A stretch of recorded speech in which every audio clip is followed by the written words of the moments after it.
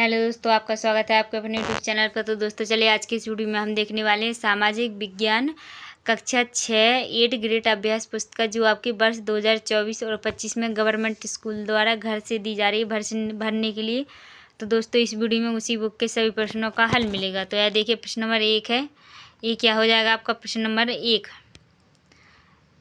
स्थान आ ग्रीनविच से 15 डिग्री पश्चिम में स्थित है। अगर ग्रीनविच पर सुबह के 8 बजे हैं तो स्थान आ पर समय हुआ तो क्या होगा? सुबह 7। क्या हो जाएगा? सुबह 7 बजे। तो यह जो क्या है बी वाला ऑप्शन सही हो जाएगा। ठीक है, चलिए अब आता है आपका प्रश्न नंबर 2। प्रश्न नंबर 2 है, पृथ्वी को अपने अक्ष पर 1 डिग्री घूमने में लगता है तो क्या लगता है? 4 मिनट। कितना लगता है? 4 मिनट लगता है।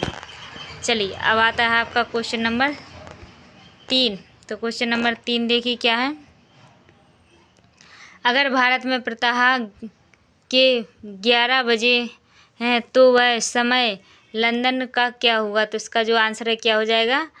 ए वाला ऑप्शन सही हो जाएगा। क्या हो जाएगा? ए वाला ऑप्शन सही हो जाएगा। शाम प्रातः 5:30 बजे यानी 5:30 होंगे। ठीक है, चलिए प्रश्न नंबर 11 देखिए क्या है और इसका जो आंसर है हो जाएगा ऑप्शन नंबर ए, उष्णकटिबंध। ठीक है, चलिए अब आता है हम क्वेश्चन नंबर 5 पर। तो यह देखिए हमारा क्वेश्चन नंबर 5 है।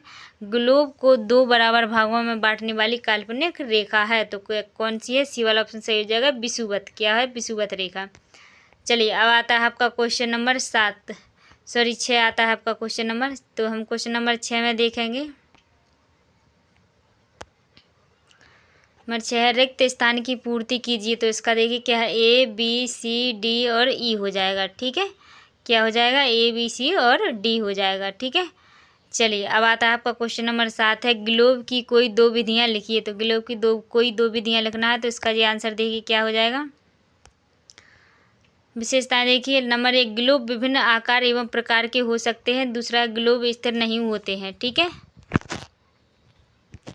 चलिए अब आता है आपका क्वेश्चन नंबर 8 है। क्वेश्चन नंबर 8 हम देखें, पृथ्वी का आकार ध्रुवों तथा मध्य में कैसा है? तो इसका जो उत्तर हो जाएगा, हमारी पृथ्वी पूर्ण रूप से गोलाकार नहीं है। यह उत्तरी तथा दक्षिणी ध्रुव पर थोड़ा चपटी तथा मध्य में थोड़ी उभरी हुई है। यह संतरे के आकार के समान है। ठीक है, चलिए अब हम आगे बढ़ते हैं। चलिए ये क्या है आपका क्वेश्चन नंबर 9, विषुवत रेखा पृथ्वी को कौन से 2 बराबर भागों में बांटती है? तो इसका जो उत्तर हो जाएगा प्रश्न नंबर 10 है, पृथ्वी के ताप कटिबंधों के नाम लिखिए। तो हमने ये लिख दिया है, इसके 3 होते हैं तो हमने लिख दिया। ले आप लिख लीजिए आराम से, कोई बात नहीं, जल्दबाजी नहीं। चलिए अब आता है आपका क्वेश्चन नंबर 11। तो यह क्वेश्चन नंबर 11 देखिए, ध्रुवों के निकट के क्षेत्रों को कम ऊष्मा क्यों प्राप्त होती है? तो इसका जो उत्तर हो जाएगा, लिख लीजिए, कोई जल्दबाजी नहीं है। चलिए अब आता है आपका क्वेश्चन नंबर 12। तो यह देखिए आपका क्वेश्चन नंबर 12 है।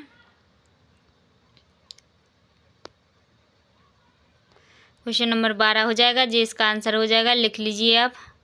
चलिए अब आता है आपका क्वेश्चन नंबर 13। तो यह देखिए आपका क्वेश्चन नंबर 13 है, देशांतर रेखाओं की विशेषताएं लिखिए। तो हमने यह लिख दी है, आप आराम से लिख सकते हैं।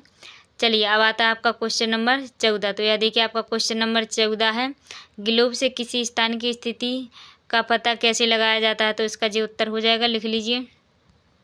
चलिए अब आता है आपका क्वेश्चन नंबर 15। तो यह आपका क्वेश्चन नंबर 15, मानक समय से क्या आशय है? भारत में मानक समय कितने देशांतर से माना जाता है? तो इसका जो उत्तर हो जाएगा, मानक समय से आशय मयंतरो रेखा के स्थानीय समय से है। भारत में मानक समय 82 डिग्री 30 पूर्वी देशांतर से माना जाता है। ठीक है, तो ये क्या होगा? 16 प्रश्न नंबर 15 का जो आंसर हो गया है। ठीक है, चलिए अब आते हैं हम प्रश्न नंबर 16 पर। तो यह देखिए हमारा प्रश्न नंबर 16 है।